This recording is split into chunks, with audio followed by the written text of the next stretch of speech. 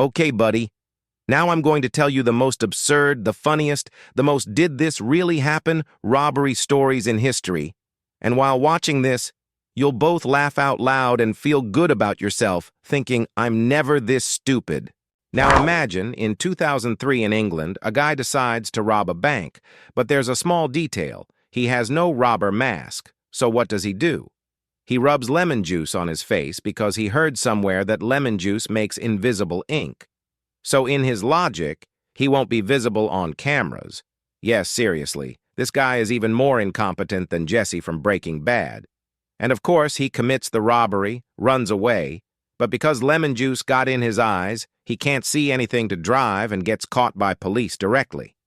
This incident became the subject of scientific research called the Dunning-Kruger effect, meaning the guy is so stupid that scientists use him as an example when saying, look how dumb people can be. Just like when you're trying to match answers on an exam, thinking, does it go A, B, C, D, E? But worse. Anyway, now in the early 1990s in America, there are two geniuses. They managed to steal $24 million from the McDonald's Monopoly game. Respect, by the way, actually a good plan. But then what do, you know? They buy Dodge Vipers, jet skis, huge houses with the money they won, and the FBI starts asking, how does a McDonald's employee live such a luxurious life? The guy is attracting attention like he activated cheats in GTA, but forgot about the wanted level in the game. Or, for example, in 2007 in Germany, a robber robs a bank, escapes, everything is going well when he realizes he left his wallet and ID at the crime scene. He goes back to get them both. You think I'm joking, don't you? No, this is real. Of course, the police are like, oh, welcome, we were waiting for you. Or in Brazil in 2013, a gang tries to enter a bank by digging a tunnel.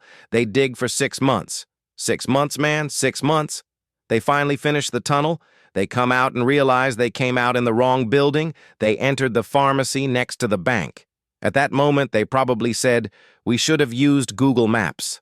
Now look, you might be saying, these are old stories. Such things don't happen in modern times. No, buddy, in 2019 in Florida, of course Florida, because weird things always happen in Florida. Florida is a separate simulation. A guy robs a bank. While escaping, he jumps into the sea to evade police. He swims. There are sharks. He acts like he's drowning. Police say, okay, come on, let's rescue you. The guy says, no, I'm escaping anyway. I'm handling the sharks. And finally gets tired and surrenders because turns out swimming with sharks is exhausting. And in 2016 in Italy, a gang decides to steal an ATM. They remove the machine, load it onto a van, escape slowly, then realize there's no money in the ATM. They stole an empty machine, like you filled your cart at the market, then realized your wallet is at home but the cart is full and you're too embarrassed to put things back. But a million times more absurd. Now here's a legendary one. In 1994 in England, a guy enters a shop, says, this is a robbery, give me all your money. The clerk says, excuse me, sir, would you please join the queue? Because the British are very serious about queuing, there would be a queue even during the apocalypse in England. The guy says, okay, sorry, and joins the queue, waits, his turn comes, says, this is a robbery. But by that time, police have arrived and they take him into custody because someone called the police. Now look, these aren't just individual incompetencies. Sometimes an entire gang can be collectively stupid. For example, in 2015 in China, a gang plans a big heist. They calculate everything. But they share the escape plan in a Telegram group. Police hack the group, learn the whole plan, and raid right at the moment of theft. So imagine you're playing Among Us and writing your plan as the imposter in the game chat. Or in Spain in 2012, a gang tries to rob an armored vehicle. Their plans are perfect. Everything is ready, but they forgot to steal a getaway car. So they're like, okay, we did the robbery, but did we come here by car? And they're waiting at a bus stop. They stand like robbers waiting for the bus until police arrive. Or in 2019, a group of young people actually rob a store saying they're going to do a robbery challenge for TikTok. Then they upload the video to TikTok, put the hashtag robbery challenge hashtag. Police say, kids, this is illegal. They say, but we went viral. Police say you'll go viral in prison too? Look, you're saying, these are stupid people. I would never do such things. But according to statistics, 60% of bank robberies fail, meaning even professionals can't pull it off. You forget your keys when leaving home. They forget their wallet when leaving $1 million robbery. Same energy, actually. And there's this. In 2014, a guy steals a TV from Walmart, but he can't fit the TV in his car. What does he do? He takes it back for a return, says, "I want a refund." The clerk says, "But do you have a receipt?" The guy says, "I stole it, so there's no receipt." The clerk calls the police. The guy says, "But is this how customer service works?" Or, in 2016, a gang bombs an ATM. The bomb is so powerful that it blows up not just the ATM, but the entire building. The ATM is shattered, the money burns, the gang escapes with zero money but goes down in city history as the loudest zero-profit robbery. Or in Japan in 2015, a guy robs a convenience store.